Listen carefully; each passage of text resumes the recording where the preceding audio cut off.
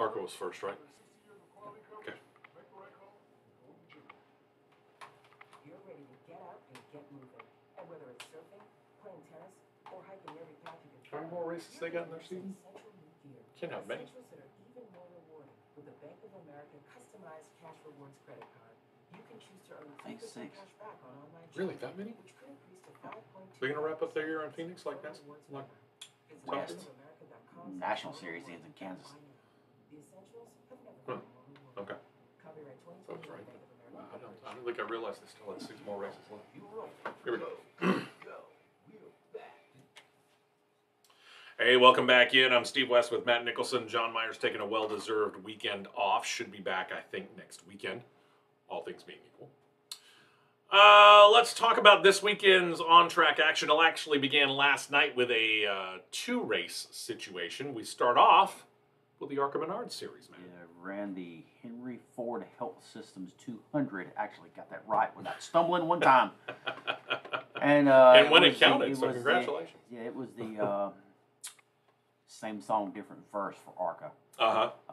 Ty Gibbs just walking off and cleaning house. This is for a lack kid. of a better term. This is a kid we're going to have to be watching for years to come. Yeah, if a couple of unnamed competitors, let's leave it that way, would learn how to get their restarts right, we would have had a little bit better race. But some starting on the front row just didn't seem to know how to, let's just say, proverbially get a good restart. So they just allowed Ty Gibbs to walk off. Corey Heim had a little bit of a pit penalty, got through to the back of the field, but he worked his way through. Got back up to second, but just ran out of time. Yeah. Corey Heim second, Nick Sanchez third, and Sam Mayer driving Brett Holmes' car was fourth. Sam has had a situation, and this is no disrespect to Brett Holmes Racing, because they're running part-time in both ARCA and Xfinity. Right. And that tends to give them sometimes not the best starting positions. But what we have seen is both of those drivers, whether it's Brett or Sam behind the wheel, be able to wheel either the car or the truck up through the field on a pretty consistent basis. Got to give him a lot of credit for that. Yeah, Sam started 15th in the ARCA race and was up to 5th by lap 3. Got to give him a lot of credit for that. You really do. Absolutely. All right. And then that brings us to last night's Camping World Truck Series race that we're running the Toyota 200 presented by CK Power. That was at Worldwide Tech Raceway at Gateway. This one was an interesting one for sure.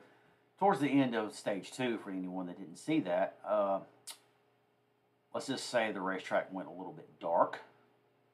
There was a power outage at Gateway. Dark literally. That lasted for 59-minute red flag.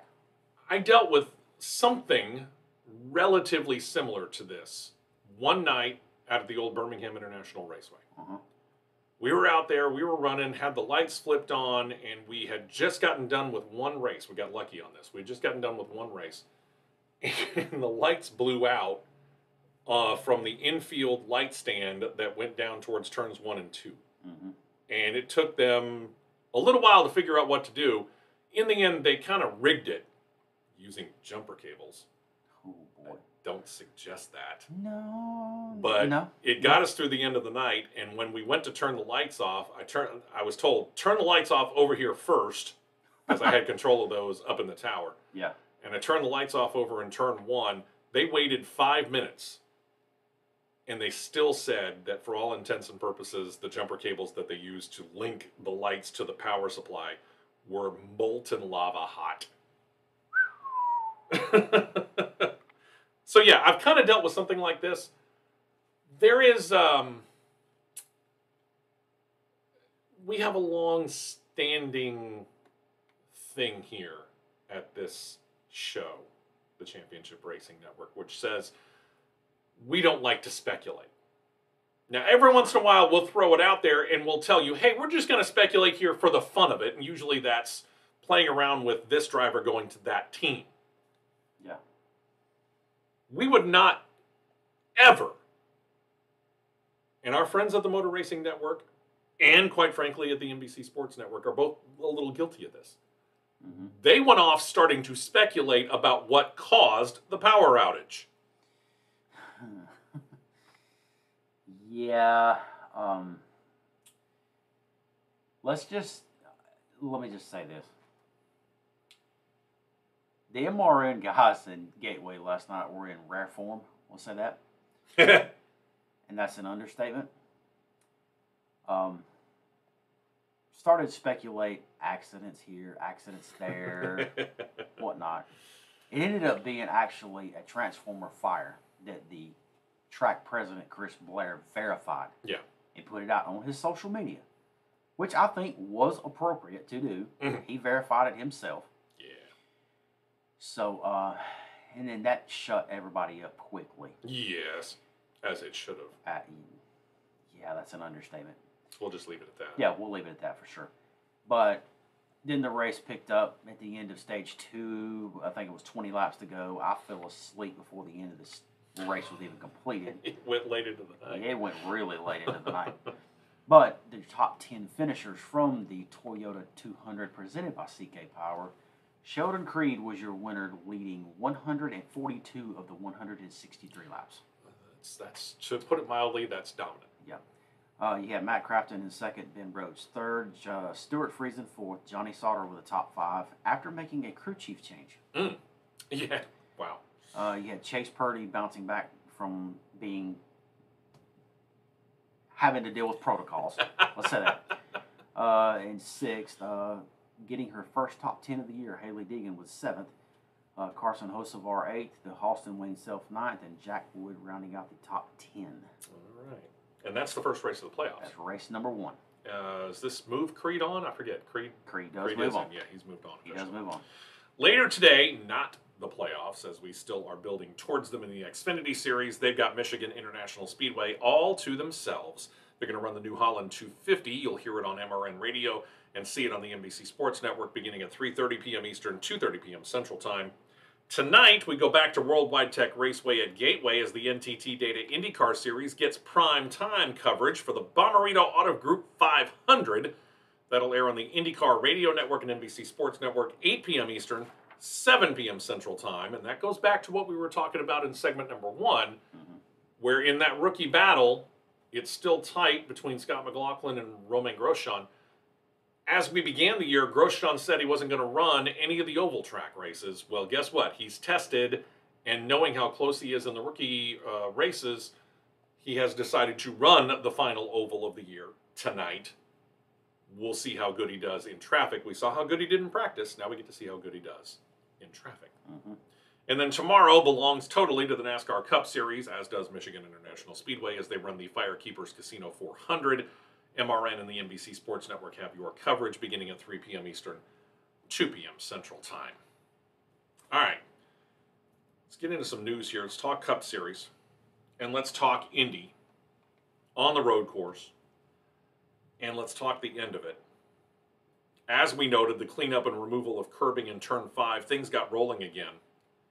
And this is where some initial confusion began.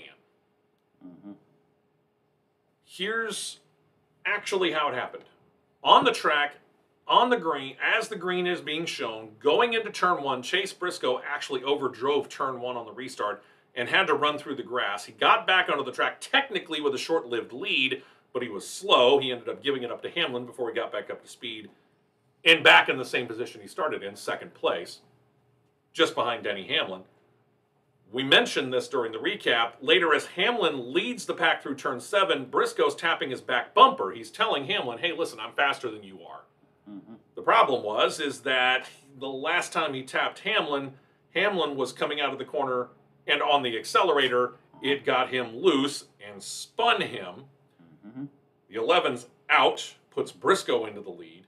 As the field heads into Turn 12, from my vantage point, and having no earphones on or racing electronics headsets on, I see Briscoe head deep using the secondary road to rejoin the field. Either way, it cost him the win. I simply thought he overdrove that corner. Nay, nay, my friend, nay, nay. Anyway, the win goes to A.J. Allmendinger. And again, after the race, we find out Briscoe was penalized by NASCAR. The initial thought by many was that Briscoe was penalized for intentionally spinning Hamlin and causing a dangerous situation on the track. Again, I say nay, nay, my friend, nay, nay. It was actually his overdriving of turn 1 and going through the grass that caused him the penalty, which he would have ended up serving in the same turn even if he had not spun Hamlin. It was a quick stop-and-go penalty. Either way, after the race, Hamlin got out of the 11. He strolled down to Briscoe's car. Without coming to blows, the two talked about this. Afterwards, Briscoe was interviewed. He said for his own part, quote, "Once I explained to him that I didn't even know I had a penalty until I got to turn 10. If I'd known I had a penalty, there was no need for me to even try to pass him for the win. If I would have known that earlier, I would have done my stop and go and just went on. As I understood it, at that moment in time, I could still win the race, and I was going for it, and I got into him accidentally." Yeah. Not totally accidentally. Let's face it, you were tapping his bumper all the way through turn 7. Yeah. Hamlin was still upset, but seemed to understand Briscoe's point of view and said after Briscoe's interview, quote, "I agree it's not on purpose, but my team told me that he had a penalty right away. If you cut the racetrack and end up in the lead, you're going to have a penalty. It's a lack of awareness. Race me for a lap. He went right into the back of me. We can't race that way. I don't think he did it maliciously. That I agree with. Right. I've raced with him for a year now. He's not that kind of person. It's just bad judgment." I do. I agree wholeheartedly with that. I don't think he was doing it with any kind of malice. Sure. He was just going, "I'm here." Hey, yeah. It was one of those, And hey, don't mess up. And he kind of he hit him at the wrong time. Yeah. And it spun him. And quite frankly, NASCAR would have let that go had it not been for what he had done in turn 1. I would agree with that. If he hadn't have just, per se, gunned it and drove through the grass and got back onto the track quicker, it'd have been gone. It'd have been game over. But if I'm going to nitpick, Right. and I'll take the driver's point of view on this and put him in the role of whatever he chooses to do. But let's nitpick here. So Briscoe does get back onto the track after going through the grass. Right. And yes, initially he's in the lead, but he has not anywhere near enough speed to keep that lead. He ends up giving it back to Denny Hamlin. Yeah. Was the penalty necessary at that point in time? Because he did not inherit and then keep the lead by going through the grass. I'm going to say it wasn't necessary because I'm in full agreement with you. He did give up the lead and let Hamlin have the lead back. Now, if he'd have kept the lead and just walked off with everything, it would have been totally different. Yeah. Agreed fully. But he gave the lead back. He didn't gain any positions. He gave this position back, as you said. So I think it was a little bit overboard, like a lot of things that went on that track. Okay, I can agree with that part. I'll leave it at that. All of this was further talked about by NASCAR's VP of Competition, Scott Miller, who said later on that evening, quote, "It was announced over the race channel that Briscoe had a penalty and needed to serve it prior to having the incident out there with the number 11. There wasn't much time left by that time, so we called the penalty and him getting into it with the 11. We'll do some investigation and make sure that the spotter conveyed the message well to the driver before that happened." The whole situation, they're saying, was unfortunate. Later on in the week, NASCAR said they reviewed the radio chatter from Briscoe's team from the point where the race restarted until the penalty. They've determined that there will be no additional penalties than what was leveled during the race. And let's face it, they pulled away a win for all intents and purposes. You know, I don't have a crystal ball. You don't have a crystal ball. No. But you and I were both watching the race from different angles. I'm watching it from the track where I can see from turn 7 all the way around to the start-finish line and all the way down towards turn 1. That was our vantage point at the track. You're watching it on television. Right. As I'm watching his car, no disrespect to A.J. Allmendinger, or any of the other drivers who were in the rest of the top 10, but I don't see them, all things being equal, catching Chase Briscoe if he's allowed to stay out front. Agreed. He had that strong of a car. Agreed, yeah. And he was making, what's the word I'm looking for? He was making pretty well-calculated, aggressive moves, which was putting him in prime position to do so, to showcase said car. Right. He just made some ill-timed moves. Yeah. So think of this penalty now. Yeah. This is the penalty that Chase Briscoe is levied. Mm-hmm. He loses out on a win and a playoff position. Yeah. And ends up relegated 26th. That, in and of itself, is a hefty penalty. It's pretty bad enough for sure, I agree. I don't see any reason to have any more penalty. On a situation where, truth be told, it was questionable as to whether a penalty needed to be levied against him anyway. Right. Agreed. Full agreement for that one right there, but, you know, it goes back to the old golden rule saying you live and learn. Okay. Now, we didn't really deal with this, but let's go back to that curbing issue. Mm-hmm. And having to pull it out. Mm-hmm. And again, the curbing is in there for IndyCar. Mm-hmm. IndyCar cars don't run over that. They avoid it because they sit lower. Yep. The NASCAR drivers are like, okay, we'll run over it because they run over curbing at other tracks. In this case, popping it up in Turn 5 caused a 9-car wreck. Mm-hmm. Kind of a chain reaction sort of thing. Couple of drivers get together, other drivers are just spinning out all by themselves. Witness Joey Logano. That car got messed up. Yeah. Here's the question. And I know my answer. My answer is, no disrespect to the road course. I understand why they went to the road course. They were kind of trying to do something a little different to see if they could drum up interest in a race that, quite frankly, is flagging some in interest. Sure, yeah. Okay, and let's go back, what was it, 2008?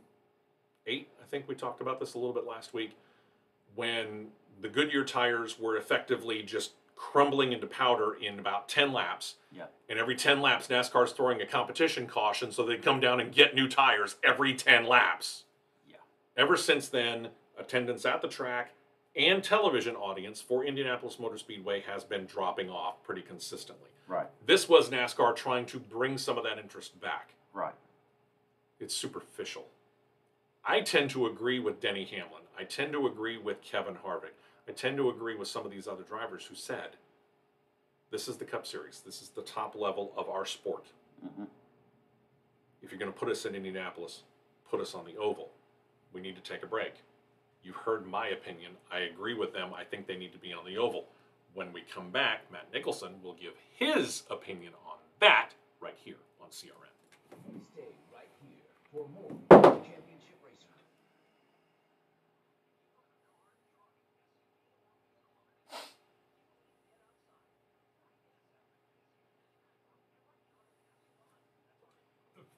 Yeah, I don't know what's going on with this thing. It literally had the whole thing locked down. Huh. So, it's kind of going in and out? It's going in and out. Well, let's keep it running as much as we can. Well, I've got it recording, and I'm going to turn around and put it back on there. Okay. Because when it was doing the stream and the recording, it was killing the whole computer. Wow. Yeah. Okay. And with this being a bigger hard drive computer, I'm really surprised. I am too, because that's the first time we've really had that problem. Yeah. Because you've done it on that a couple of different times. Yeah, this has got way more Than that space to tower. that one. Yeah. Gotcha. Okay. Well, we'll do what we can. When severe weather's at its worst. Early warnings save lives. Introducing WVTM 13 Live Doppler. It sees the storms first. First, because it's live. A Central Alabama. In a path of First. Severe weather. If you safety W13.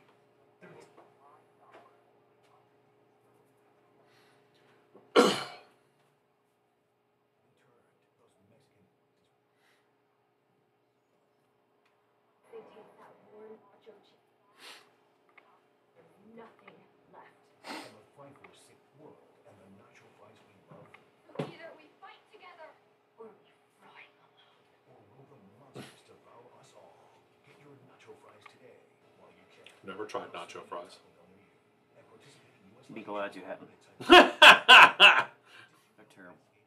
No, Starlet, on the other hand, she loves them. those nacho fries. You can have all of them you want. Could that be the particular location you went to, or you just think that that's the same across the board? That's all across It's just the board not your, everywhere. Yeah, it's not your thing.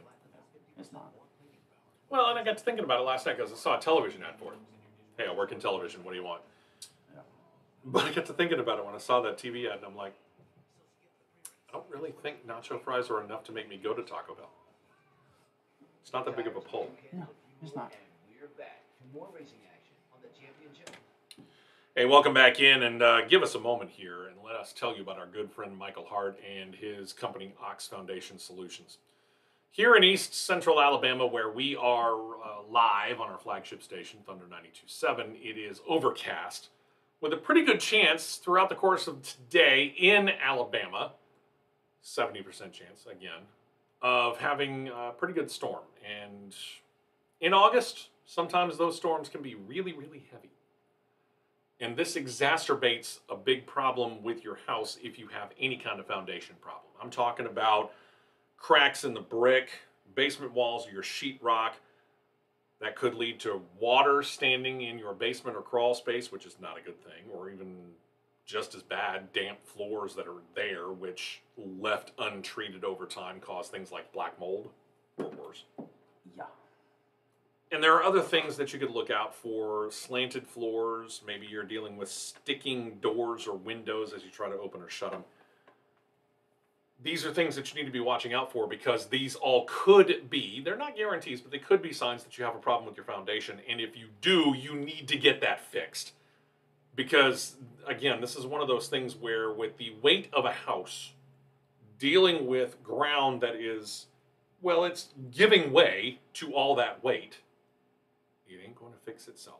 It's only going to get worse. So find out if you got a problem. And if you got that problem, fix it. How do you do that? You contact our friend Michael Hart and Ox Foundation Solutions.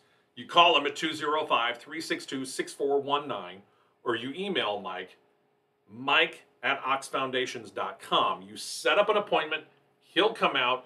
He'll look inside and outside, all around and through your house, and he will write up his assessment at no cost to you and at no obligation to you. And he'll tell you flat out, you have a problem? Here's your problem. Here's how much it's going to cost to fix it. Mm-hmm. Or he's going to hand you a piece of paper that says, you ain't got a problem. All clear. And he'll shake your hand, or he'll fist bump you, or he'll wave you, and he'll get in his vehicle, and he will drive off, and that's that. Mm-hmm. And you'll have peace of mind. Yep.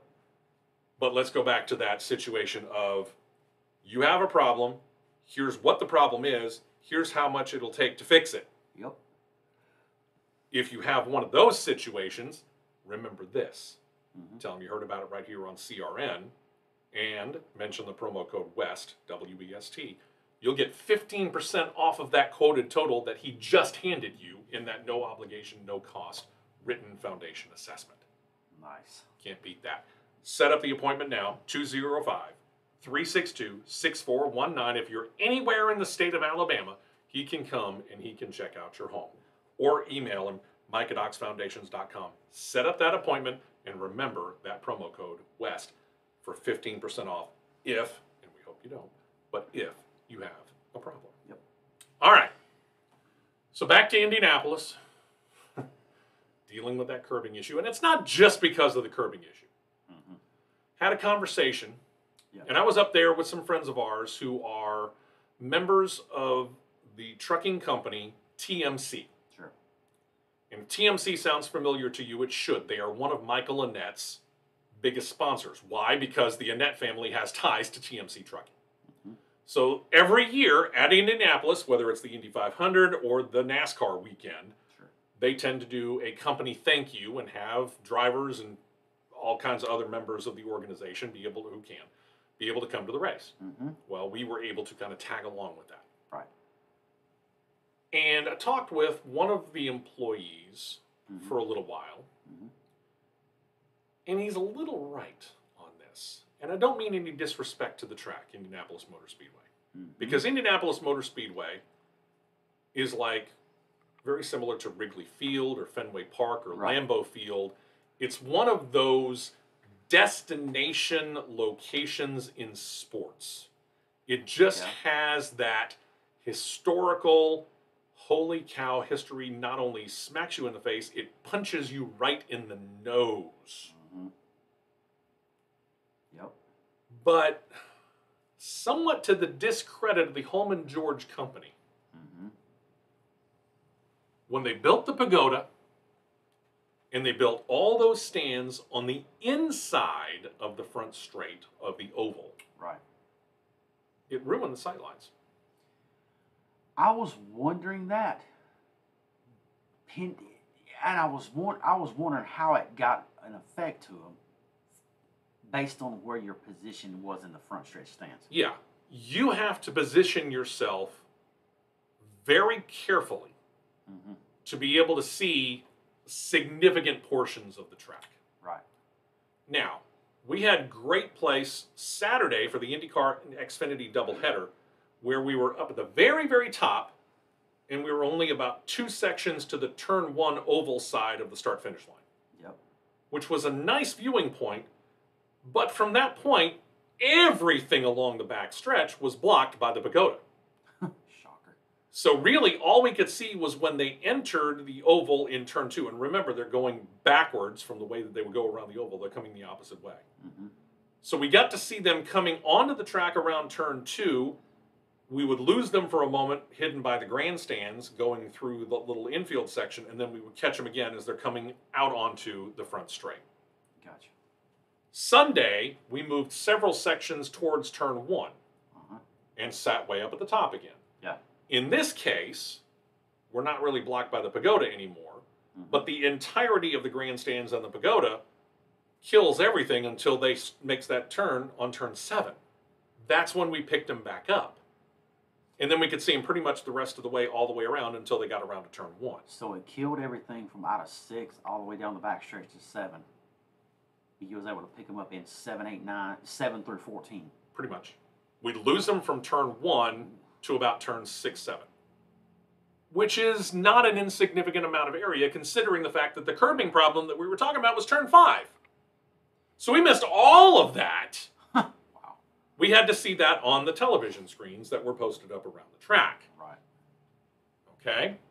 There's really no place, truth be told, Yeah. the way that Indianapolis Motor Speedway is currently set up with their grandstand area, Mm-hmm. where you can see the entirety of the road course. Now, this is also true of the oval, but there are places that you can position yourself to where you can see probably 85-90% of the oval. Being the only place that you miss is probably, I'm going to say, 2/3 down the back stretch. Give or take. And here's the thing. If we were sitting during an Indy 500 Mm-hmm. or a regular Brickyard 400 where we had been sitting last Sunday, the only thing that would have blocked our view would have been the pagoda Mm-hmm.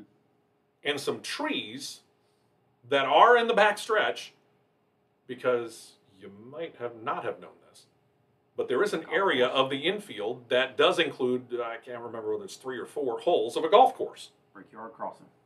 Okay? So there are some trees there that will cause a momentary loss of view of whatever car happens to be on the track on the oval at that time. Mm-hmm. But that's it. It's crazy.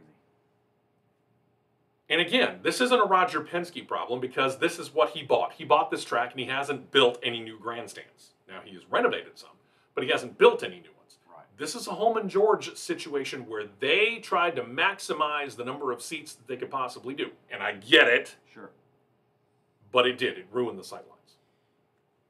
That was the one thing when there was, Karen shared a couple pictures, and the pictures that you shared with me sent to Which me. you can look on our website, crnradio.us, and look into the gallery, and you can see some of them. Yeah. Hopefully we can get some video. It turns out that the video that my phone takes needs to be transcoded or whatever it is, said John, to be able to put it on the website. So it's something he's working Right. on. The first thing I was thinking, and it's always the first thing I think of when I go to any racetrack, how's the sight line? Yeah. Because me personally, I'm staunch and big on long sight lines. Mhm. Everybody laughs at me when if I go to an NFL or college football game, I've got to be low. Okay. I've got to be down in the bowl in the lowest point. Sure. But if I go to a racetrack, I've got to be at the highest Want point. to be high up. Because that's just, that's the driver coming out of me. I've got to see and envision the whole racetrack. Sure. Yeah, you want to know what's coming at you. I want to know what's going on. Mhm. I want to be able to have clear sight, point of view, see everything no matter what. Exactly. Because that was the very first thing when we went to Homestead in 2019 and you flew down that morning and I didn't fly down that night. I said, first thing I said, how's the sight lines? Yes. And from where we were sitting, good. Very. Very good. Very. As opposed to, and we love Darlington, don't get us wrong, but as opposed to where and this is the fault of the placement of the PA tower. I'll rephrase that. This is the fault of NBC Sports. Okay. That's even better because NBC Sports. It's the fault of NBC Sports. Yeah, NBC Sports won't give up that second building, which should be the PA booth, but they use it for storage. Yeah. So it puts the PA booth at a situation where it sits back because, quite frankly, they transformed an old restroom. Yeah. The old spotters restroom at the top of the grandstands, on top of the media tower. They transformed that into the PA tower, but guess what? It sits back from the front edge. It's actually technically on the back edge of the stand that is over the broadcast booth. And because of that, and because the spotter stand is literally to the right of the PA booth as you're looking out at the track, it cuts off your viewership of the track from the start-finish line halfway through turn 1. Yeah, which is not great. It's not ideal. Not ideal. So NBC Sports Network, give up the second booth for crying out loud. There's only one good aspect of that booth. Air conditioner works really well. Ooh, dude, you can hang meat in there. Yeah, you could, because after let's see, it was the 24 hours of Darlington, what it nearly was for us that time. It really was. And I felt like a window washer hanging off the side of a skyscraper because of having to scrape off humidity where it was so hot outside, and muggy, and it was ice room cold. That was our night of having a 3.5 to 4 hour rain delay. Yeah, it was 4 hours. About 4 hour rain delay, and credit to the fans. Yeah. Because it was a sellout that night, and they estimated that about 95% of the fans stayed even through 4 hours of a rain delay. Yeah, and then when Mr. Lockamy says, "All right, boys," Kerry said, "We're racing." Oh, that place erupted. I said, "Oh boy, here we go." Yeah, the place erupted because they were happy, and yeah, we were able to make it through the rest of the night. We finally got done after 2 o'clock in the morning. The checkered flag fell, kids, at 2:27 a.m. Eastern. And by the time we got done and got out of there, the sun was coming up. It was. Yeah, that was a long day, ladies and gentlemen. That was a long day. I think the last thing I said that day was, "What time are we leaving to go home?" Just like this. We went to the hotel. We grabbed about 4 hours of sleep, and then we booked it on home. Yeah, four and a half. And as opposed to doing any sightseeing, we just came straight home. Yeah, because exhaustion level was pegged. But let's get back to Indianapolis. Yeah. And the question becomes, next year, we know they're going back to Indianapolis. Mm-hmm. Roger Penske wants them back. NASCAR wants to be at Indianapolis. We know that. Right. Should they be on the road course with the Cup Series, or should they be on the oval with the Cup Series? If you took a vote of, say, Chase Briscoe, AJ Allmendinger, and let's just say Kyle Larson. I'll even put, because we talked about, not that you heard this last week because of phone issues, Daniel Suarez. He's open to anything. He didn't care. He didn't care. He just wanted to be at the track. To him, a win in Indianapolis is a win at Indianapolis. It didn't matter to him. Kind of the same thing for Chase Elliott and Kyle Larson. Right. To where you're going to get 2/3 of the votes going to say stay on the road course. You think 2/3 really? Out of those three. 2/3. Okay, all right. Briscoe and Allmendinger's going to say stay on the road course. Yeah, okay. All right, yeah, I got you. But I would say less than 25% of the fraternity of drivers in Cup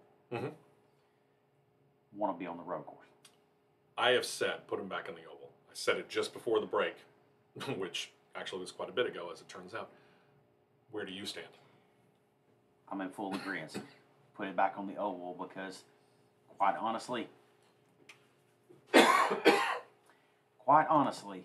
just the only way you can say it. The road course should be reserved for open wheel. Whether it be IndyCar or F1 comes back to run in Indianapolis in any point of the near given future. We'll get back to that.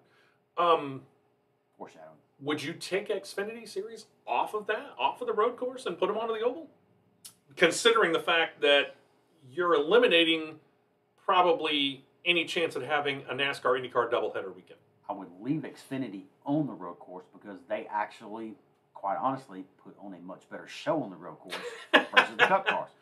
All right, now That leaves your doubleheader. Here's the other aspect to this. Remember what we're getting next year. We're getting the Gen 7 car.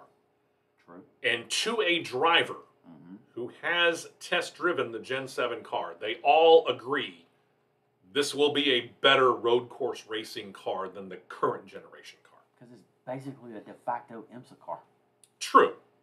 But even knowing that, and I'm still in the fact that we put the Cup Series back on the oval, but even considering that it's going to be a better road racing car, do you still say put him back on the oval at the Brickyard? Yes. I think that pretty much wraps it up for us. Yep. Put him back on the oval. Yep. And that wraps up hour number 1 for us. As we come back, or when we come back, we will continue on. We'll switch gears. We'll go down to the Xfinity Series. Big problems, and therefore a shakeup at RSS Racing, Ryan Seed Racing. We'll talk about that. We'll talk about Michael Lynette and his fill-in for this weekend, who has some even bigger news to talk about. And then we were talking about a little bit of foreshadowing when it comes to Formula One, potentially going back to Indy. We'll tell you how that might actually happen, and it might actually happen before this year is out when we come back. Hour 1 in the books. You're listening to CRN. We'll be right back with more on the Championship Racing Network. I gotta squeeze in about LaJoy too. About what? LaJoy. Yeah. Let's do that when we come back, since that's Cup Series related. When severe weather's at its worst. Early warnings save lives. Introducing WVTM 13 Live Doppler. It sees the storms first. First, because it's live. A Central Alabama exclusive. First, because of its location. Positioned in the path of oncoming storms. First, to warn you when danger approaches. A true right now look at severe weather. Giving you more time to get to safety. WVTM 13 Live Doppler. Only on today's WVTM 13 News. Do you hear My Computer Career ads and think, I don't know anything about computers? Well, you don't have to. Before starting, many graduates could turn a computer on and off. And that's it. Now they're IT pros. You can do it too. Go to mycomputercareer.edu and take the free career evaluation. You could start your new life in as little as 4 months. Grants covering up to 53% of the cost are available to those who qualify. It's not rocket science. It's My Computer Career. Shell, we know from the time you get up to the time you Corey, you enjoyed There's a lot of meetups. I did too. You just hit me. And hurry-ups. So come to Shell and get 3 things done at once. Fill up with Shell V-Power Nitro Plus to help keep your engine running like new. Save up with the Fuel Rewards program and never pay full price for gas again. And snack up with in-store rewards to save even more at the pump. Make the most of the stop you need to make with Shell. And engines that can still use Shell V-Power Nitro Plus premium gas. See full terms and conditions at fuelrewards.com. Game presents a tale of longing and long-lasting scent. Dear local flavor, we were on this whole B plus when I caught a whiff. A scent so fresh. Wilson used to be, is that the same guy who was for a short period of time, was it Kevin Harvick's crew chief in the Cup Series back when he was with Chokers? Scent of game flames. Why does that name sound familiar to me? Brendan Gaughan's crew chief. 2 tires only. and back out to the Trust. track. Who's gonna have him as a Harley guy? He was for a year. Hey, welcome back in. Hour number 2 is underway. If you missed hour number 1, that's on you. We're always on at 8 a.m. Eastern, 7 a.m. Central Time. Yep. Join us next week at that time, won't you? You missed a lot if you missed the first hour. Yeah, you did. But that being said, we are about to move into the Xfinity Series. There is one more note that we need to talk about when it comes to the Cup Series, and this involves one Spire Motorsports driver in particular. Corey LaJoy is being said driver. He is being held out of the event this weekend due to COVID protocols. COVID protocols. He does not have it. Yeah, he's not happy about this. He does not have it. He's not thrilled. He is, for lack of a better term, irate. Yeah, something that Matt and I can agree with when it comes to this past week. For other reasons other than COVID protocols. Yeah, well, I think we're going to keep that under our hat. Yeah, we'll do that. When it comes time. Nice little tease. If you happen to see us on the street, ask us. We might be willing to tell you. Yeah. If I can find where it is. It was released, but anywho. It's not dealing with a positive test. It's not dealing with anything him being sick. It's dealing with contact tracing. For those of you that are trying to figure out why we're laughing about it, think of the movie Apollo 13 and Gary Sinise's character when it came to, I think it was the measles. My favorite line of the movie, actually, and I'm quoting Tom Hanks from the movie. Hello, Ken. Are the flowers blooming in Houston? Negative, Jim. I did not have the measles. As he turned and looked directly at the doctor who said that he shouldn't be in the flight. Yeah. All right. To the Xfinity Series, where following Indianapolis weekend, one major penalty was announced, and this affects RSS Racing and driver Ryan Sieg specifically. NASCAR cited Section 10.9.8.I of the Xfinity Series rulebook, and it states this, quote, a safety violation may be imposed for any action or omission by a competitor or vehicle that creates an unsafe environment or poses a threat to the safety of the competitors as determined by NASCAR. What prompted this? Well, a wheel came off of Sieg's car early in the race, which NASCAR deemed, appropriately, a major safety problem. They invoked the penalty. A stiff one at that. A 4-race suspension with no monetary or points penalties added for the crew chief for Ryan Sieg, specifically Shane Wilson. RSS Racing has said that they won't appeal the penalty, and they went one step further than NASCAR. Not only was he suspended for 4 races, RSS Racing said, hey, Shane, thanks for everything, but there's the door. Don't let it hit you on the way out. He's gone. He no longer works for the team. And taking his place as crew chief on the number 39 for Ryan Sieg is one Kevin Cowboy Starland. Now watch this 39 car come alive, because he had the 39 car had Kevin Starland last year and the year before. Yeah. And the year before. Shane Wilson comes over, 39 car has been non-existent. Yeah, sitting 15th in the standings this year. Yeah, and so far. Outside possibility of him climbing his way into the playoffs on points. I mean, you want to talk about outside possibility. Him grabbing a checkered flag. He's not a slouch at Daytona. He's not a slouch at Daytona. I'll grant you that. He's not a slouch at all. But under normal circumstances, would you think that the 39 makes it to victory lane? Normal, no. Okay. Outside shot, yes. Okay. But this with is Cowboy now calling the shots, better than with Shane? Yeah. Okay. Yeah.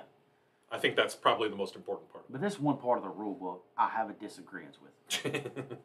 It does seem a little vague. Yeah, very vague. Here's why. Because, listen. All right, let me read it again. Read it one more time. Let me collect my thoughts on this. This is 10.9.8.I. Wow. .EFG. Uh-huh. A safety violation may be imposed for any action or omission by a competitor or vehicle that creates an unsafe environment or poses a threat to the safety of the competitors keywords, as determined by NASCAR. All right. The vagueness of this is they did not classify if lugs were just flat out missed and the lugs backed off, causing the wheel to come off, or did the center section break out of the wheel, because that can and will happen. Yeah, and I've that's, had it happen to me. with all due respect to NASCAR, that would be no fault of Shane Wilson. Exactly. That would be no fault of this team, nor Shane Wilson, nor anybody. Right. That's an improper penalty. Let's call it that. Could be. Because we don't know exactly what happened. All we know is that a wheel fell off, and nobody has clarified it further. Exactly. Hence the vagueness of that and a lot of other things that we're encountering through the week. Yeah. I'll just leave it at that. So this is my section 10.9, it's 10.9.A.B.C. Sure.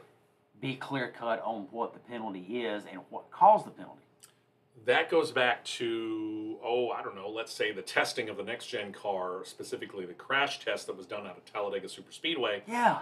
And not really divulging the results of the crash test results themselves, so that we know what NASCAR is saying when they say it was comparable to the current generation car. Hence the simple golden rule saying, transparency. Be transparent. Something that our government can't figure out either, but that's another story entirely. Ta-da. Michael Annett continues to be bothered by that leg injury he suffered earlier this year and the subsequent surgery. Now, he had been cleared to drive a couple of weeks ago, and he raced at Watkins Glen, after which he complained things were very sore. I'm sure it was. I'm sure he was. So he ended up skipping last weekend at Indianapolis due to continued discomfort. Oh, they got Chase Elliott to drive the one car. Not a bad fill-in. No. And he will end up missing this weekend as well. Filling in for him in the number 1 Chevrolet is part-time junior motorsports driver Josh Berry. Also not a bad fill-in. We'll tell you why in just a moment more. Yeah. Annett now does have a NASCAR medical exemption, so he could still make the playoffs. But after missing 4 races, including this weekend, he is currently outside of the playoff picture by 10 points and looking in. So we're not 100% sure at this point in time what his playoff situation might be. What we do know is this: in order to do it after this weekend, he better be back in the car. Agreed. Here's what, me personally, what I would have done is I would have taken Watkins Glen off. Yeah, I think I would have too. Because And then I would have shown up at Indianapolis. Okay, it is his left leg that is the problem. Yes. Him being sore after that tells me he is a left foot breaker. Yeah, I could agree with that. He's a left foot breaker. I could agree with that. Because you got some that are left foot breakers, use 2 feet, some that use 1 foot. It's common. Yeah. Oh yeah. I mean, people that I raced with before, they're 1 foot. Personally, me, I'm 2 foot. Yeah. So I've known personally a few people who were 2-footed drivers and got so used to it on the track that they did it in their road cars. I used to do it. Yeah. But I broke myself out of it. It's not that uncommon, I'm just saying. Because you can easily drive Michigan on 1 foot. Oh yeah, absolutely. We know Daytona and Talladega's 1 foot. Yeah, all the way to the floor. Plant it to the floor and go. All the way to the floor. So. Well, anyway, as for Berry, his performance in the series this season to date, marking 13 starts out of the 16 races so far, most of them being in the organization's number 8 car, he's proven himself so much that the team announced earlier in the week, before they announced that he was going to be filling in for Annett, that he will next year be a full-time driver for the team in the number 8 in 2022. We noted Berry earlier this year comes in as a 30-year-old driver who has been driving for Junior Motorsports in their late model program for over a decade. But he comes in this year, grabbed a win at Martinsville, and quite frankly has done quite well for himself in those races he has started in Xfinity Series competition. He has. And assuming, and this is, depending on Michael Annett, truth be told, this may be a rather large assumption. I don't think Annett wants to go out this way, but depending on this particular healing process, it may not give him much of a choice. But let's assume for a moment that all current full-time Junior Motorsports drivers return for 2022. That might actually put Junior Motorsports at 5 full-time cars, something you can do in the Xfinity Series. You're limited to 4 in the Cup Series, but Xfinity, trucks, and on further down, you can field as many full-time cars as you want. Yeah. So this would be Berry Michael Annett, Justin Allgaier, Noah Gragson, and oh, by the way, next year they're bringing on full-time the aforementioned Sam Mayer. Yeah. Dale Jr. put in a press release this week, partially anyway, quote, "This moment is something we've been working for a long time," talking about Barry becoming full-time. Barry was quoted in the same release and said, somewhat understated tone, "This is the opportunity of a lifetime. I'm ready and focused on 2022. Well, just remember, you got a race today at Michigan. Yeah, I'm in agreement with you on the Michael Annett deal. In fact, you were the one that kind of really brought it up. I got to give you credit. Based on how these past few weeks have went, and you see him, in his recovery process, he's walking around the garage area with a cane on the left side. For lack of a better term, he may be winding down more than he's winding up. Yeah. And it's no disrespect to Michael Annett or what he's been able to accomplish. It's just sometimes these things that are a little bit beyond your control will keep you from doing what you love to do. It can be too, and then we see it in all sports. And when it's a lower limb injury, when you're using 60% of the time you're using lower limbs. Yeah. Well, actually, no, check that. 100% of the time you're using lower limbs, and 100% of the time you're using your upper limbs. Yeah. That can play a big role. So we'll see what happens with Michael Annett. But yeah, potentially next year, 5 full-time cars for Junior Motorsports. Yep. The team also announced a couple of his sponsors for next year. One of them is Harrison's Workwear, which you've never heard of them. You might be excused. They're headquartered in Spartanburg, South Carolina, and have several retail locations themselves in North and South Carolina, but nothing really beyond that. It's a family-owned chain that has for 3 decades been, and here's the other thing, with only locations in North and South Carolina, they're the Southeast largest dealer of both Ariat and Carhartt brands. This deal is for 8 2022 races, with another 9 to be sponsored by Tire Pros. Tire Pros is a longtime Barry partner. We've seen them on the car this year as he's been running his part-time schedule. They have 4 Xfinity Series races this year, 9 next year, so that means 17 races amongst the 2 sponsors next year. Almost the whole season, truth be told. Over 50%, yeah. That's not bad at all. No. Then there's Satori Racing Enterprises. They were in a weird situation this weekend because they're committed to running Austin Hill, he's running for points, in the Truck Series race last night, Worldwide Tech Raceway at Gateway. But they're also running their Xfinity ride in Michigan. And instead of flying Austin from St. Louis to Michigan to be in today's race, they said, you just put all your effort, Austin, into the Truck Series race. We'll take care of the Xfinity thing. But they needed another driver. They chose Bubba Wallace.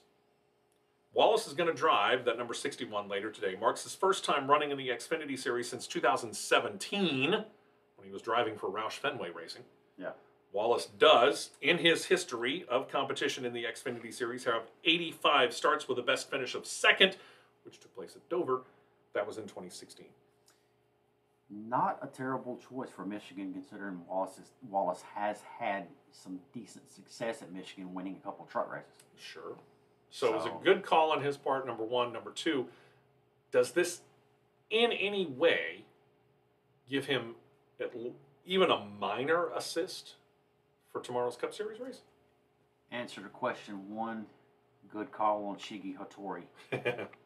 Getting somebody with solid experience in to drive the car. Yeah. Answering question 2, I'm going to say it increases it probably by 40%. Okay. Here's why, because you're driving 2 totally different race cars. True. So, there. He gets a feel of the groove of the track, and that's about it. Pretty much. And then everything changes tomorrow. To the Camping World Truck Series, got one Carson Hocevar, who came into the Truck Series with Nice Motorsports this year. He's impressed enough that the team has already signed him for next season. Through the first 15 races of 2021, Hocevar has 3 top 5s, 5 top 10s, 10 total top 15 results. All of 18 years old, he's shown a maturity that has resulted in him finishing on the lead lap in 13 of 15 races, and as a rookie, as the 8th seed, made the playoffs. Not bad on him at all. And not bad on Nice Motorsports for locking him up for next year. No. Then there's NASCAR's overall look. NASCAR's been looking at the changing landscape regarding COVID-19 and the Delta variant. In a moment of, well, we'll just call it overdone precaution, They have re-implemented several adjustments to their COVID protocols, which go into effect this weekend. Among them, quote, guests are no longer permitted access to team haulers or garage stalls. Guest access to the grid is suspended until further notice, with only NASCAR licensed people permitted.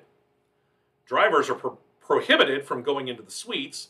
However, teams can continue driver meetings in controlled, outdoor, and distanced instances. Driver movement will be carefully planned out to eliminate casual fan interaction. And driver intros and victory lane are going to be modified to reduce driver exposure. Things like staggered timing, secure routes, masks, smaller number of people allowed in victory lane, and so on and so forth, dealing with post-race celebrations.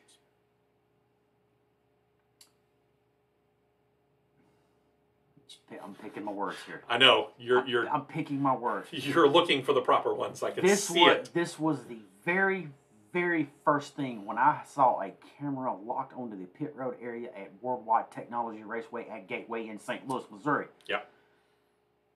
This was debunked automatically. Yeah. Because I saw several, did I say several, people that were guests / fans / whatever you want to put into that category, standing in garage stalls, standing on pit road, standing there with your usual basic hot pass. So, what are we doing? Not sure yet. Not sure yet. What are we doing? One other thing, for the upcoming playoffs, NASCAR has determined an easier way to tell the championship contenders from the other drivers, and this affects all top 3 series. In the Cup Series, playoff drivers will have a yellow name banner across the top of the windshield and a yellow spoiler along the back of the car. For the Xfinity Series, the same treatment for the playoff drivers, but that color turns red, and it also appears on the lower part of the nose. Splitter. Same thing for the Camping World Truck Series as Xfinity, except for the colors of the name banner, spoiler, and splitter all become blue. By the way, Camping World Truck Series background color blue, Xfinity background color is red. That's where they came up with the colors. And in the best way I can, pay homage to one Morgan Freeman. Yes. Going back to the days of the Sprint Cup colors. Yes, we are. To the NHRA, and then we'll take a quick break. We noted during the race recaps, Brittany Force won in the top fuel division at Topeka, Kansas, and we noted that her dad, John Force, claimed the funny car event win, although I lost the details. Thanks, modern technology. He did win it. That was win for him, by the way, number 154 of his storied career. It also marks history within the NHRA and what we now call the Camping World Drag Racing Series. Marks the first time that father and daughter both won on the same day. That was cool. Very cool. John said afterward, quote, what was special was to do it with Brittany. With daughters Courtney and Ashley, I never got the chance because they were always funny car and usually beat me. But with Brittany, I finally got that double up. She was either not asked or didn't comment about it. I don't know what it was. Right. But as a dad, 154 wins in funny car, 16 titles. Yeah. And I would guarantee you that being able to say that win number 154 on the same day that his daughter claimed career win number 10 is at least as special as any one of those 16 titles. No doubt. No doubt. To be standing in victory lane, both of you holding Wallies. Pretty cool for sure. Very cool. Yep. In 2020 and, quite frankly, 2021, they've been very hard on most series in motorsports having to deal with a pandemic, different states or countries, depending on the series, and having differing rules, and that's something we're going to get back to when we come to Formula One here in a bit. But that said, there is some good news from the NHRA. They're going to be going back to Arizona for 2022. NHRA officials are letting us in on little bits of information about the 2022 schedule, even though it is still not complete. This includes their planned return to Wild Horse Pass Motorsports Park in its usual slot, which would be event number 2 of the year next year. That means that they're planning on opening their season in Pomona, California in mid-February. Wild Horse Pass Raceway, or Motorsports Park, Arizona is slated for February 25th through the 27th. And one of the other big things for the fans next year, if you're planning on going to Arizona to take in this little bit of racing, you'll have to pay for your ticket, but you won't have to pay for parking. Parking now is free at that facility. As the way it should be everywhere. Honestly. Truth be told, with the price of tickets nowadays, yep, I don't disagree. And with that bit of commentary, we'll be right back after this on CRN. Don't touch that dial. The Championship Racing Network will be right back. At Charmin, we heard you shouldn't talk about going to the bathroom in public, so we decided to sing about it. All right, we're gonna have to scoot I'll let you have it. to get in some good story time. I'll let you have it. Now, if you got commentary, bring it. I'll throw it in on the seal, but I'll let you have it and rip through it so we can Okay. try to have the last say. Charmin Super Mega I think Rolls. I'll come back and I'll do Rolls in one. I'll do Enjoy Ox the go Foundations with this time. Charmin. WTDR 13 is back on Disney. Subscribers, thanks for your patience and welcome back. Welcome back to primetime favorites like The Voice, The How many Blacklist, are you? and Little Big Shots. Are you here at the NFL or MLB or anybody reducing stuff or changing stuff? Nope. Because people learn when you got to deal with it. Mhm. Got to deal with it. I've said it before, I'll say it again. This is a virus. We're never going to get rid of it. We have a flu vaccine, and it comes back every damn year. This is a virus. It's going to be around. We have to figure out how to live with it. And if that means you need to go get your vaccination, go get your vaccination. If you don't want to get a vaccination, don't. But you and I and Matt and John and whoever else, we all have to take personal responsibility. That's all it is to it. We can't shut down the world because of this. It just doesn't work. Doesn't work.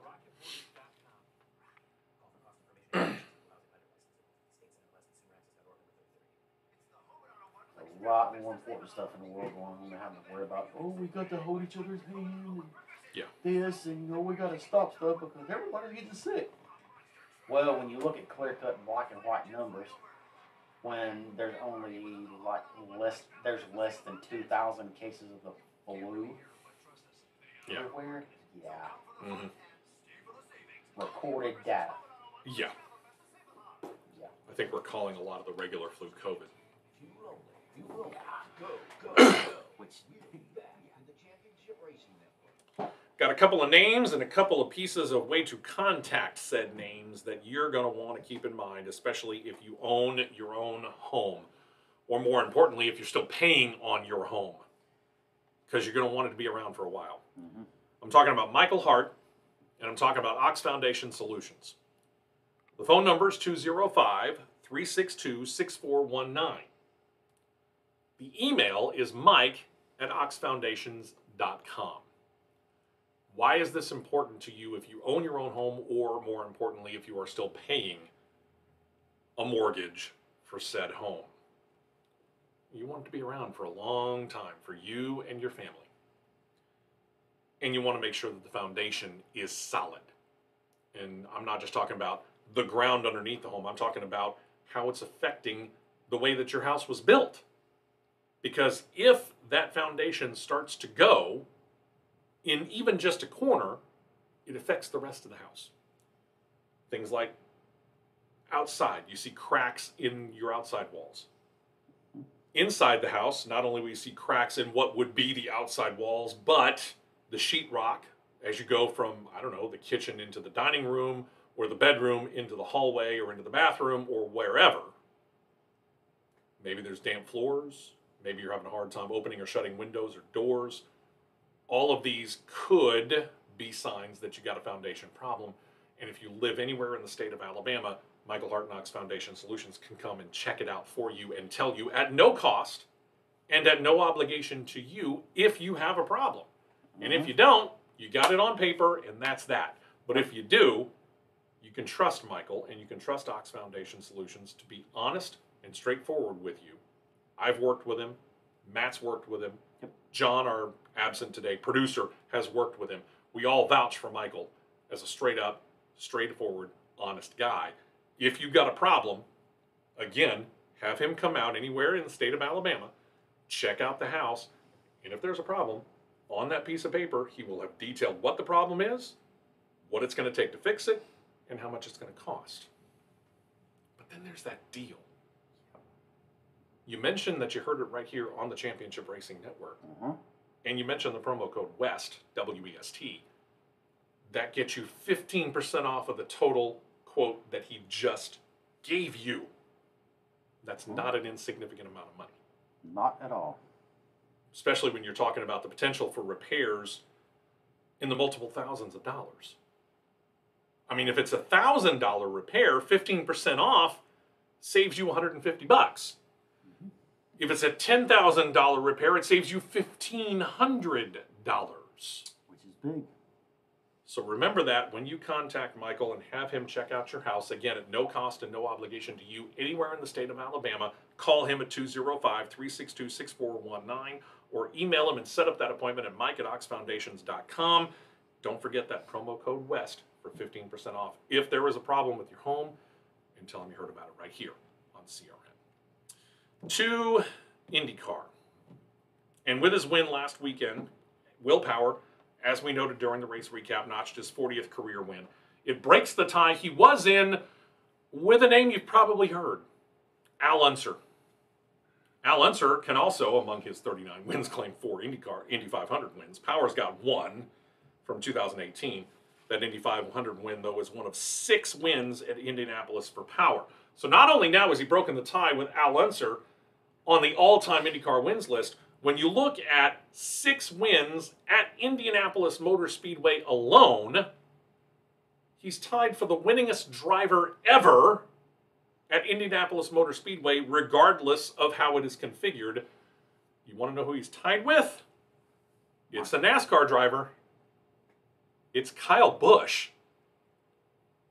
Kyle Busch, between the Cup and Xfinity Series competition, has 6 wins at Indy to himself.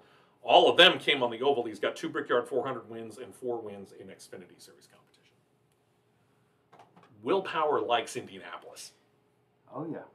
Absolutely, he does. I would too. Yeah, absolutely. Rahal Letterman Lanigan Racing fielded 3 cars last week for the race on the road course at Indy, including their regular numbers, the 15 and 30. Well, they also fielded a number 45. Now, for, I don't know, we're going on, what, 4 or 5 years that Bobby Rahal's been talking about this? Yep. He's been talking about a desire to expand out his team to 3 full-time cars, which we assume has the full support of David Letterman and Mr. Lanigan as well. This year, we mentioned the 15, which is driven by Graham Rahal. We mentioned the 30, which is driven by Takuma Sato. It appears, as they're reporting that their sponsorship requirements have been met, that the 45 becomes full-time next year as well. Here's something to note. They state that their sponsorship requirements are met, but they haven't announced a driver. So it's not like the driver was bringing sponsorship in. This is the team that went the old-fashioned route and sponsored the car regardless of who's the one behind the wheel. As it should be rightfully done. For most of the 45's appearances on track this season, the sponsor has been a Midwestern grocery store chain by the name of Hy-Vee. So if you've seen Hy-Vee, like you might have last weekend, that explains who they are. They're a Midwestern-based grocery store chain. They appear to be set to continue into 2022 in some form of expanded role, of which it has not been detailed.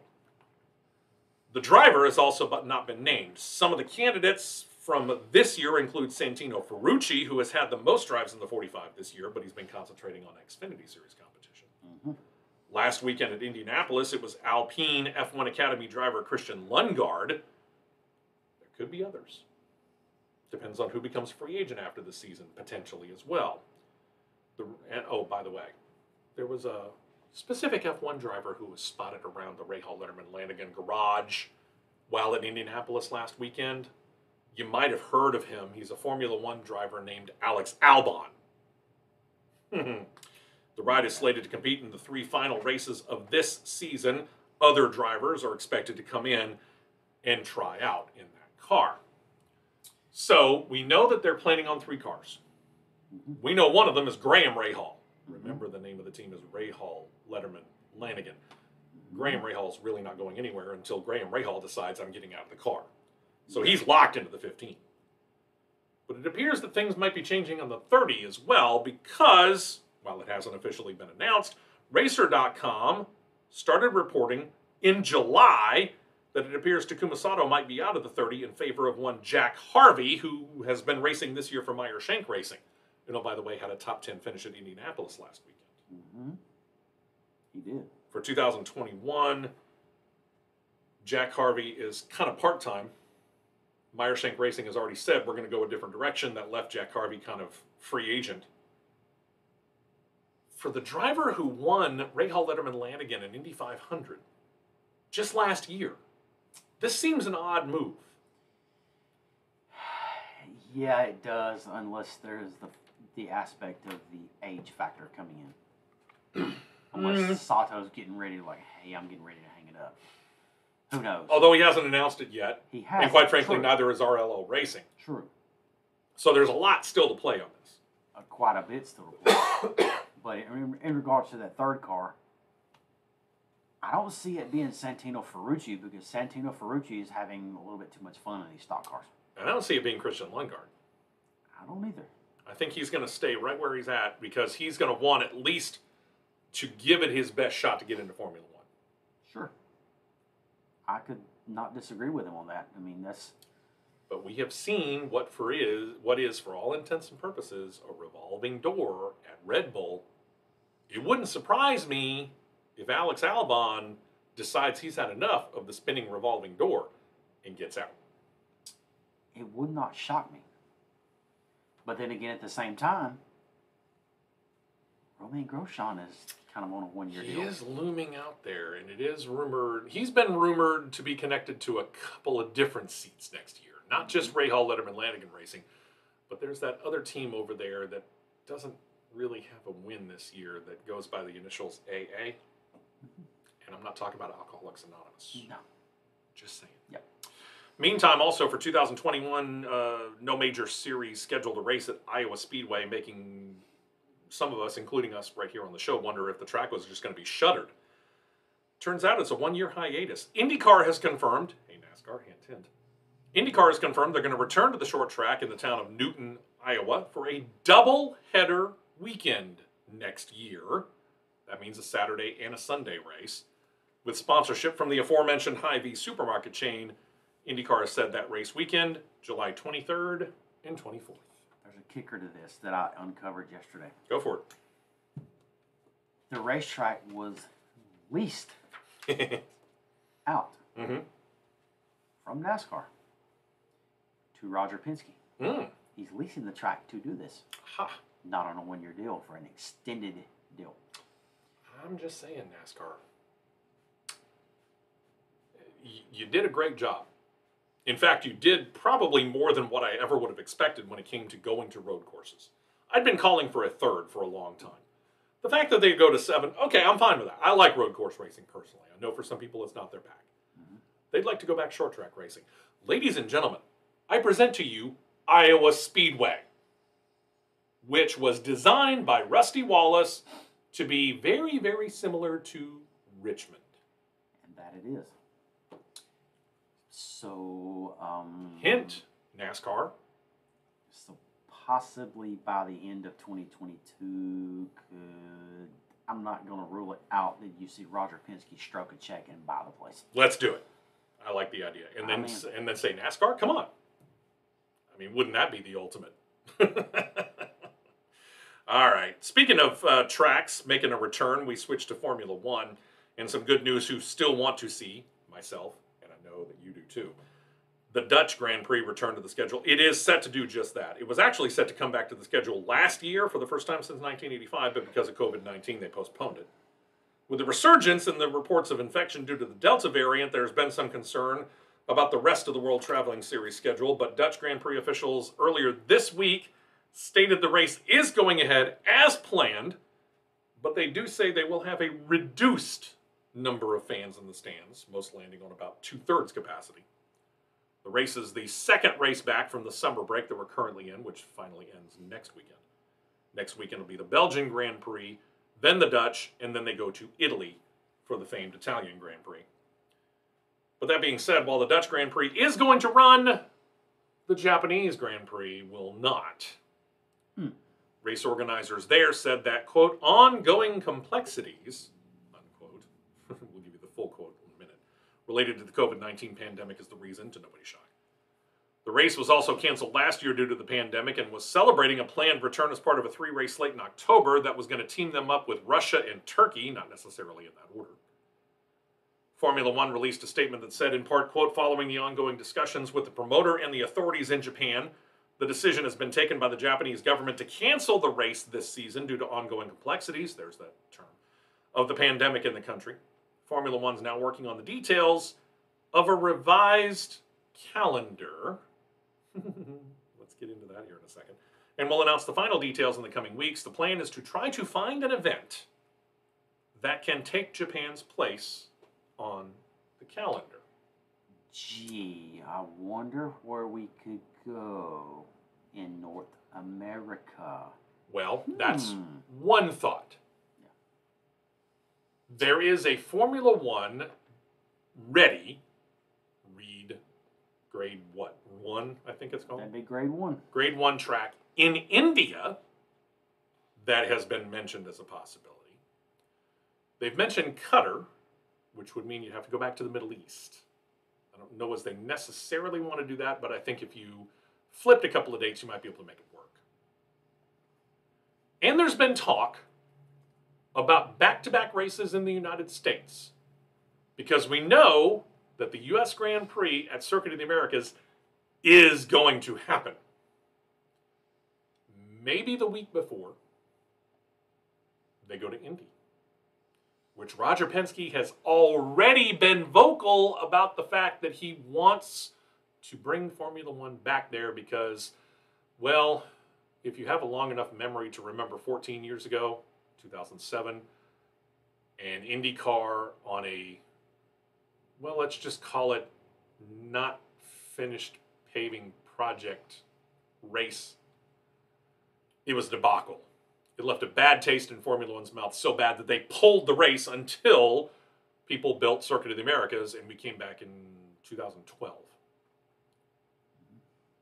Roger Penske now owns it. Holman George no longer owns Indianapolis Motor Speedway. We've talked about that. We talked about that earlier on this show. Roger Penske, even though he didn't own it at that time, had a bad taste left in his mouth from the way that the track was the last time that Formula One was there, and he wants to see it better. Sure. And judging by the IndyCar racing that I saw last weekend on the road course, I think Formula One could do a dang fine job right there. I don't disagree with that. I mean, even with the course changes that it used to be, because turn 1 was a sweeping high-speed corner. Now it's got the it's got a little more of a kink. It's got the kink into it. But, you know, And already Formula One has graded the road course in Indianapolis as a grade 1. So there's Indiana and India. Qatar, they say, might have to do a little bit of work. okay. I'm looking here before we go to break.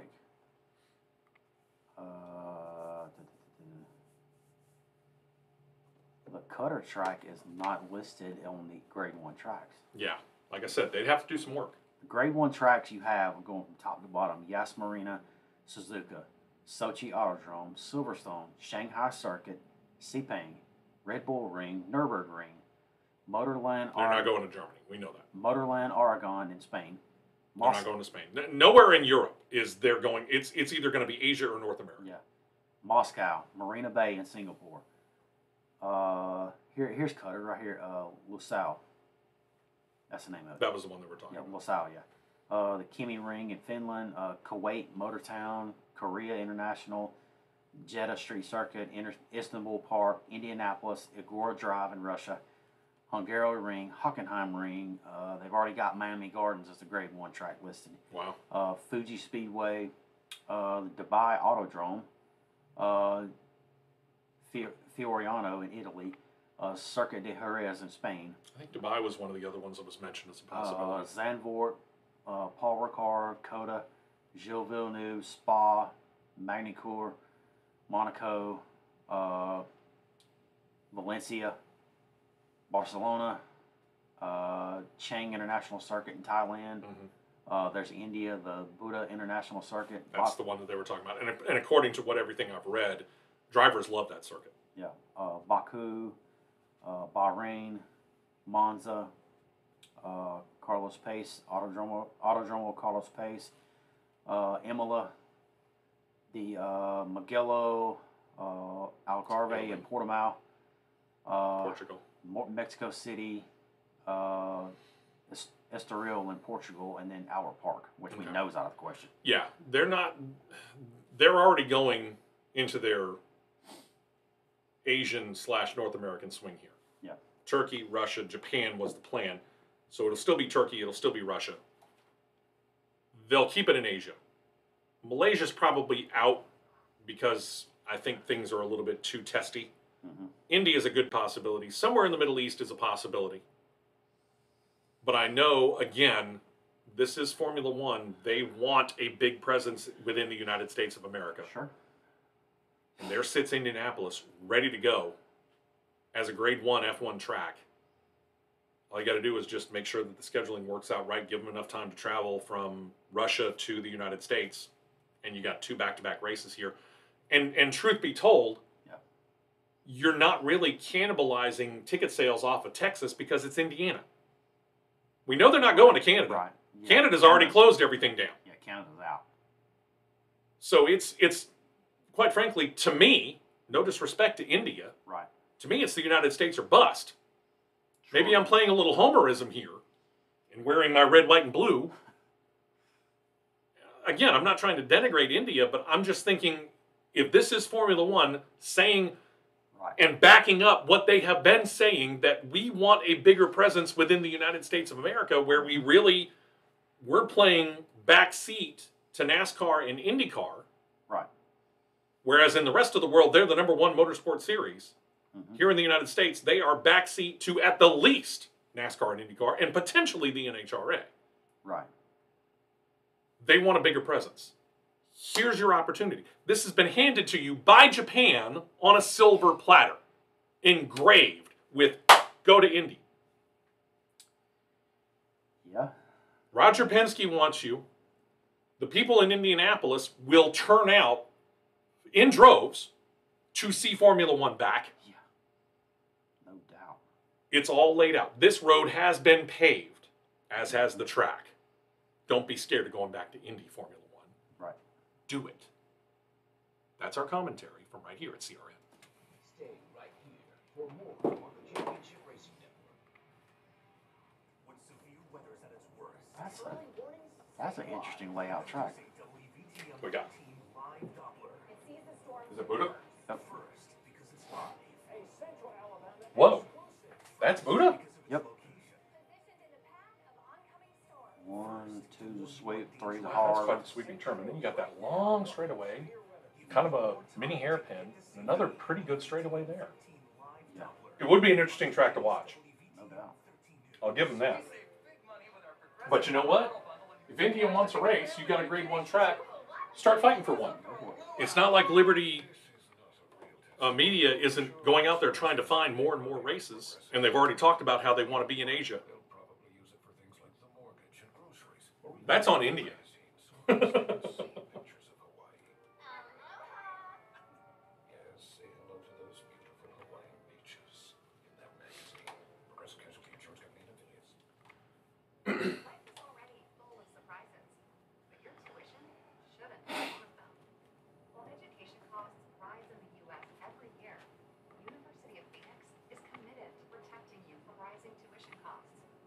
Man, I wish Georgia pulled the trigger and make Barber grade 1. He's not that far from it, is he? He can't be. I know the plans are on the I mean, he's table. sitting on grade 2, I know the plans are on the table. and he's been making moves. He's been making changes. He can't be all that far off. Yeah, he's grade 2 right now. And with the changes he's already made sitting at grade 2, it can't be that hard to get to grade 1. I still can't believe. It's hard for me to believe that Road Atlanta's grade 2. I think that has a lot to do with the pavement. Road America's grade 2. Again, I think it has a lot to do with the pavement. They're about to repave Road America. That might change things. But yeah, last time I saw Road Atlanta, it had some pretty bad patches, stuff like that. Sonoma's grade 2. So, I don't know. Sitting here in the background. For those of you watching on YouTube, you probably heard some of that. Talking about some other road courses here in the United States of America that could potentially go up. One of them is just about 40 miles to the west of us right now. Yeah. And that's Barber Motorsports Park, which they've been making some slight alterations. I wouldn't think they're all that far off from making just enough tweaks to become Grade 1. It's about that close to being a Grade 1. And then you think about like Road America, which is about to undergo a repave, which might put them at Grade 1, or potentially. Watkins Glen, if I remember correctly, I know it was, I think it still is a Grade 1. Grade 2. Wouldn't take that much. I mean, again, Formula One's already been there. It's Grade 2.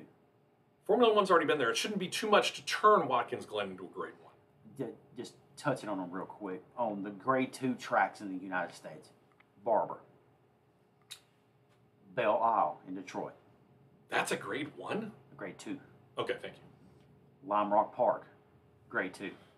Long Beach, Connecticut? Lime Rock Park? Connecticut. Yeah. Long Beach, Grade 2. A lot of that has to do with uneven surfaces. Mid-Ohio is Grade 2. Again, uneven surfaces. New Jersey Motorsports Park, Grade 2. Not overly familiar with that track, truth be told. Neither am I. Portland, Grade 2. Okay, good enough for IndyCar. Might just need a repave. Road America. Because it's a street course. Road America, Grade 2. No, Portland's a permanent course. I thought it was partial. Portland's permanent. Okay. Well, either way, we saw we saw some rough surfaces here within the last couple of years when IndyCar ran on it. Yeah. Road America, Grade 2. Yeah, which we've seen NASCAR and IndyCar run on it. Road Atlanta, Grade 2. Which needs a repave. Sebring, Grade 2. Badly in need of a repave. Yeah. Sonoma, Grade 2. Which is a little surprising. St. Petersburg, Grade 2. Not surprising, street course. Virginia International, Grade 2. I've been saying for a long time, because that's a favorite track of, at the very least, car and driver, to go and do a lot of car testing on. And they talk about the fact that there are some uneven parts along that track, which can cause cars to get a little bit loose in not necessarily optimum areas. Watkins Glen, Grade 2. Which is a little surprising because they recently underwent a repave. Laguna Seca, Grade 2. Wow. Okay, yeah, that doesn't... I want to say I'm surprised by that, but I'm not. It wouldn't take much, though. The Homestead Miami Road Course is a Grade 3. Interesting. And IndyCar's run there before, but they ran on the oval. Yep. Okay. Hey, we got some stuff to do before we get to story time, so let's talk about it. Aston Martin officials report while this year's been a tough one, especially after they finished 4th in the Constructors' Cup points last year, changing their name from Racing Point to Aston Martin in the offseason, things did start as well in 2021 as things in 2020 had been, but team officials have now confirmed a couple of things while they've drifted off performance-wise. Number one, say they have significantly now redeveloped the 2021 racer. The intent is to become much more competitive over the final half of the season. But they also admitted this. Secondly, the 2021 car is now, much like the Army, all that it can be. They are done with development on the 2021 racer. They are now turning their attention to concentrate on developing and building their 2022 racer. So almost what you see is what you get. Aston Martin is currently 7th in Constructors' Cup points, tallying 48 points right now. If they want to try and move up, they got to work. They trail Alpine's 77 and AlphaTauri's 68. Those are the teams most likely to be caught because the battle for 3rd and 4th is pretty hard fought between Ferrari and McLaren, who are tied at 163. I don't think that's attainable. No. If you say that this car will be as good as you say it can be, 77 or Alpine and AlphaTauri, they could be caught. Agreed. They could be caught, but you're not catching Ferrari or McLaren. Not even close. And here's the other side of it. Don't look now. And I can't believe we've been saying this after the last 3, 4, 5, 6, half a dozen years that we've been talking about Williams.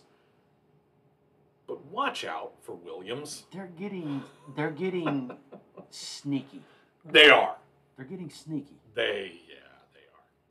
And then there's ESPN. ESPN appears to be very happy with their partnership, and they've been using Sky Sports' coverage of Formula One out of Europe to give them their coverage of Formula One. The current deal with ESPN and Formula One, or Liberty Media, reached at the same time that Liberty Media took control as the commercial rights holders of Formula One, is set to end after next year, after the 2022 season. But network officials are already talking about their interest in extending the deal beyond that. And there's good reason for that. Since moving to ESPN, with a select number of races also being shown on ABC, read Canada, whenever they run, the United States Grand Prix, and the Mexican Grand Prix, the viewership of the series has increased from when they were being shown on the NBC Sports Network. And according to ESPN officials, not only are network officials happy with the partnership, F1 says they like having ESPN as their U.S. television partner because they were willing to do something that the NBC Sports people were not, and that is take some races off of the NBC Sports Network and put them on the mothership. Right. And then, of course, ESPN has a bigger footprint cable-wise than the NBC Sports Network ever did, which is why NBC Sports is killing it at the end of the year. And then to Formula E. Back to Berlin, taking a look at how the title was won. Nick DeVries survived as his competitors crashed on Sunday of last week, ultimately coming home with what some would call a rather pedestrian 8th place result, but it did score him 4 points for the day, and it gave him 99 on the season. And he ended up 7 points up on second-place finisher Eduardo Mortara and Envision Virgin Racing. Mortara actually had to retire shortly after the beginning of the race, which doomed his title hopes. He ran into the back of the Jaguar of Mitch Evans, who had a bad standing start. Neither driver was hurt. Jake Dennis, the other title contender, who actually finished 3rd in the final standings, crashed out right after the Evans-Mortara crash had been cleared, and that ended his title dreams. So yeah, really, Nick DeVries was like, as long as I don't crash, I'm probably pretty good. Yeah, I'll take it. The series is the season is this season was the series' 7th official season, and for Nick DeVries and oh yeah, by the way, Mercedes, it gives them another achievement because this was the very first marked as an FIA full World Championship season. There's a little trivia bit for you. Mercedes claims the team title on their home turf as well because, again, they raced on the old Tempelhof Airport location in Berlin.